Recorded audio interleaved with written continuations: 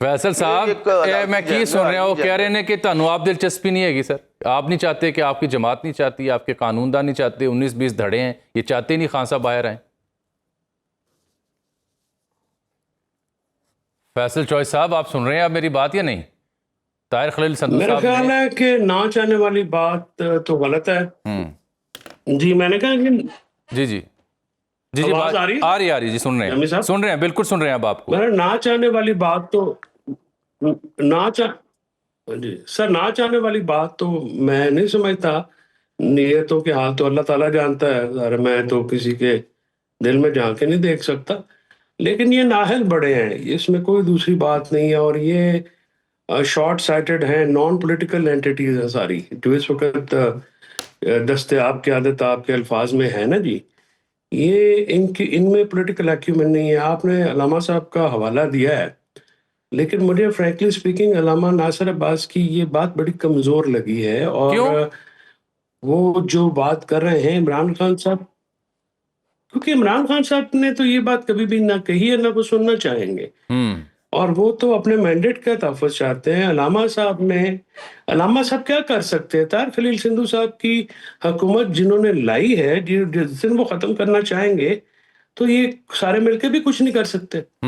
ये इनकी खामख्याली है। देखिए ना, ये आप सियासी लोग हैं, तो सियासी जो गुफ्तगू या बयानबाजी होती है उसमें विज़डम होता है। और जो राना सनाउल्लाह साहब या ये कह रहे हैं, ये सिर्फ गुफ्तगू करते हैं, इससे आगे ना ये कुछ कर सकते हैं और ना ये करेंगे। तो ये तो एक तरीक़ेकार है ना जी, ये वैसे आपकी सियासी, बात में एक हद वो तक वजन अमेरिका इसलिए में है फैसल साहब, आपकी बात में एक हद तक वजन इसलिए है कि जब अलामा साहब ने ये बात की तो राना साहब ने जहां और बहुत सी बातों का जवाब दिया, वहां मेरा ख्याल है इस जुमले के रद्द-ए-अमल में उन्होंने कहा जी क्या करें, वो तो मानते ही नहीं। और ये आपने देखा होगा कल परसों अंसार बाजी साहब की स्टोरी का मफहूम भी यही था। इससे पहले भी जो लोग मिलके आते हैं वो यही बात करते हैं। तो जब अंदर बैठी लीडर जो है, आपके लीडर जो है, वो मानते ही नहीं किसी फार्मूले के ऊपर, तो अलामा साहब की पेशकश, चचकजई साहब का अलायंस या हुकूमत के दरवाजे जितने भी खुल जाएं, बात तो नहीं बनेगी। ये तो मुझे लगता है आज फिर हम डेड एंड पे ही खड़े हुए हैं। नहीं तो जो बाहर हैं वो कौन सा मानती हैं? वो वो भी तो गुफ्तगू इस किस्म की है कि हम पे कौन सा एहसान है अगर वो हम मिलेंगे। गुजारिश है जी कि ये जो बात है ना, जज्बातियत से भरपूर, जहादियत से भरपूर, ये शायद सोशल मीडिया पे तो बिक जाती है या ठीक। इस पे तो पसंद की जाती है, लेकिन इसका अमली सियासी फायदा नहीं है। इमरान खान साहब की ज़ात को नुकसान हुआ है और बहुत ज्यादा हो रहा है और शायद होगा भी। क्योंकि इस वक्त देखिए ना, जो अंसार अब्बासी साहब की स्टोरी है, वो तो अंसार अब्बासी साहब हैं, ज़ाहिर है उनके सोर्स हैं, बड़े सीनियर साफ़ी हैं, उनकी बात तो मैं डिनाई नहीं करता। और ये बातें जब की गई और सारा मामला, और ये जो जरदारी साहब की गुफ्तगू है, ये भी आपका क्या ख्याल है कि जरदारी साहब रोटी को चूची कहते हैं? नहीं कहते। वो बड़े जादीदा आदमी हैं हाँ और जी। सारी उम्र उन्होंने ये काम किया। वो तो नून लीग और ये जो एस्टैब्लिशमेंट के दरमियान में ये मौजूदा थोड़ी रगड़ आई है, और जिस पे राना सनाउल्लाह साहब को काफ़ी स्नब भी हुए हैं वो, ये जो डील की बात उन्होंने की, और जो उनकी तरफ से डील की ऑफर्स हुकूमत की बार बार, ये उनको फैसिलिटेट करने की ऑफर्स, डील की तो नहीं, फैसिलिटेट की करने की, जो हॉस्पिटलाइजेशन वगैरह, इसको पसंद नहीं किया गया। तो जरदारी साहब उधर छाल मार के आ रहे हैं कि अच्छा है, तो देखो देखो हम बड़े उसके मुखालफ हैं, और ये आप इनको छोड़ें, आप हम पे हाथ रखें, हम देखें क्या करते हैं। तो ये वो गेम है। अच्छा तो जी। नासिर अब्बास साहब भी जाहिर है, ठीक। वो कोई बात उन्होंने इस तरह से, अगर अपोजिशन लीडर जो है वो मौजूदा जो सूरत हाल है, कॉन्स्टिट्यूशनल निज़ाम है, उसमें बड़ा रेलेवेंट बंदा होता है जी। बिल्कुल ठीक। फैसल साहब एक वकील हैं जेरड जेंसर, ये जुल्फी बुखारी साहब और मरियम रियाज भट्टू साहिबा और कासिम साहब के तवस्सुस से सितंबर में, दिसंबर में और अब भी ये जो अक़वाम मुत्तहिदा खुसूसी ग्रुप है उसके ज़िम्मे ये दरख्वास्तें दे रहे थे। पहले उनकी जो क़ैद तन्हाई थी उसके ऊपर आज उन्होंने ट्वीट किया हुआ है कि जी अर्जेंट अपील मैं इनसे कर रहा हूँ कि इंटरवीन करें, उनकी सेहत को दरपेश ख़तरात हैं उसके ऊपर। जुल्फी साहब और दीगर जो बाहर बैठे हैं उनके साथ राब्ते में हैं। तो इसको बड़ा यानी आसान इकदाम समझ रहे थे। ये जो इस तरह की मूवमेंट्स या इस तरह के जो एक्ट्स हैं, आपको लगता है कि ये फ़ायदेमंद हो सकेंगे पीटीआई के लिए, खान साहब के लिए, रिलीफ के लिए? अक़वाम मुत्तहिदा को किरदार अदा कर सकता है? देखिए, जुल्फ़ी की तरफ से या मरियम भुट्टो की तरफ से ये जो कोशिशें हो रही हैं, इनको तो सराहना चाहिए। ज़ाहिर है वो अपनी तरह कोशिश कर रहे हैं और इंटरनेशनल कम्युनिटी की तवज्जो मबज़ूल कराने की कोशिश कर रहे हैं। जब मुल्क में कोई इदारा, कोई हुकूमत, कोई रियासत आपकी बात ना सुने तो बाहर तो फिर ये बातें होती हैं। लेकिन जो इस वक़्त गिवन सिचुएशन है, अमेरिका और पाकिस्तानी एस्टेब्लिशमेंट, दोनों एस्टेब्लिशमेंट्स, इंटरनेशनल लोकल एस्टेब्लिशमेंट बहुत क्लोज़ है एक दूसरे के। रीजनल हालात इस किस्म के हैं कि उनको पाकिस्तान की फ़ौज की खैर वैसे भी ज़्यादा इंटरेक्शन उन्हीं के साथ होता है इंटरनेशनल वर्ल्ड का। हमारी सिक्योरिटी स्टेट है, उसमें फ़ौज का एक किरदार है, उसको कोई डिनाई नहीं कर सकता या इग्नोर नहीं कर सकता। और ना ही फ्रैंकली स्पीकिंग होना चाहिए।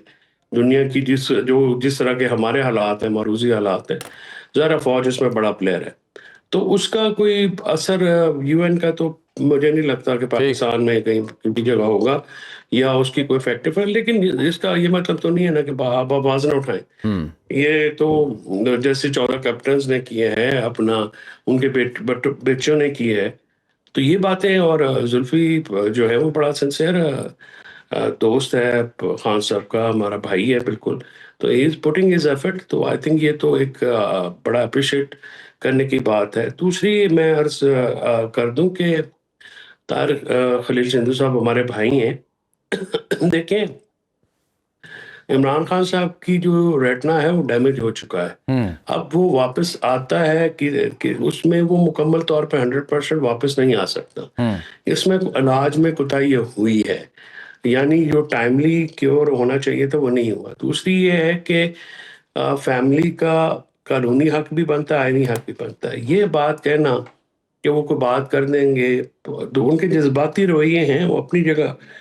लेकिन इमरान खान साहब से मुलाकात उनके डॉक्टरों की और उनकी वो तो उनका हक बनता है जी। देखिए, डॉक्टर अदनान भी तो था ना नवाज शरीफ के साथ, वो कोई हार्ट स्पेशलिस्ट तो था नहीं।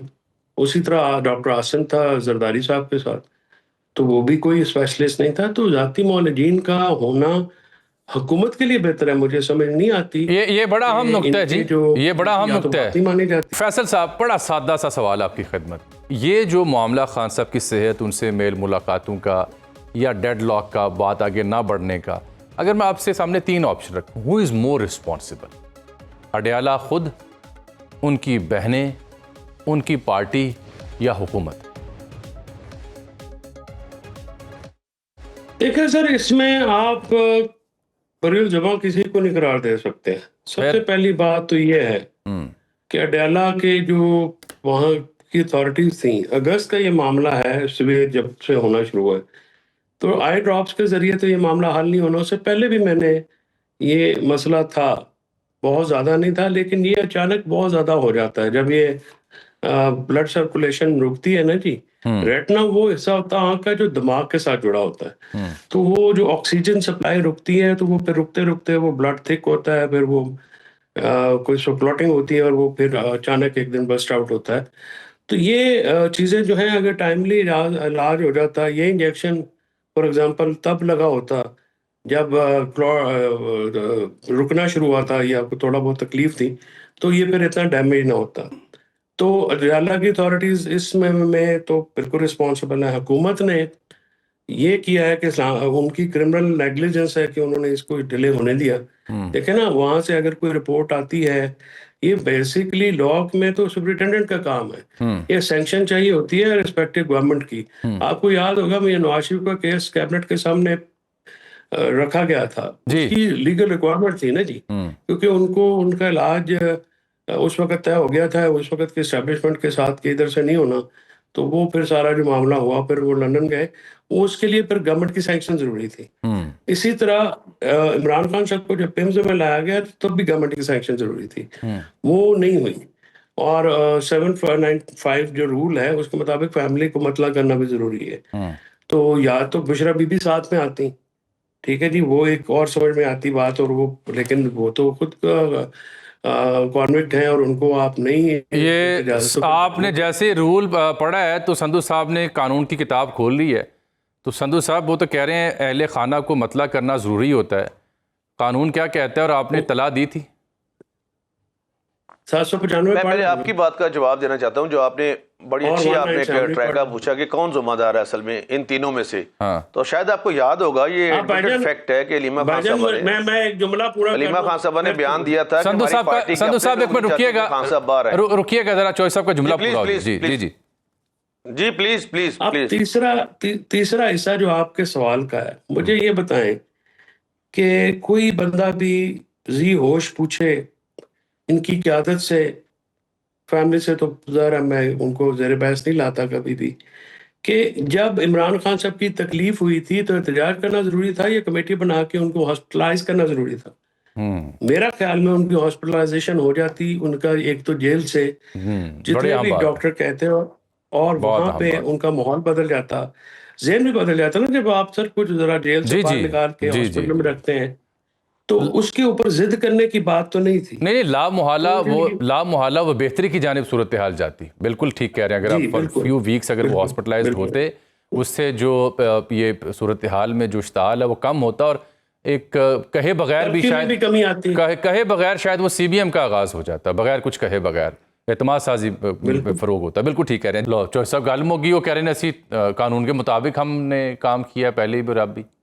आपका क्या एतराज़ है? नहीं तो अपना चौधरी ताहिर जो है वो तो शरीफ आदमी किताब उठा लेता है, ऐसा जाहिर करें जैसे इनकी हुकूमत में सारा काम कानून और आइन के मुताबिक हो रहा है। इस मुल्क में कौन सा आइन और कानून के मुताबिक काम करेंगे?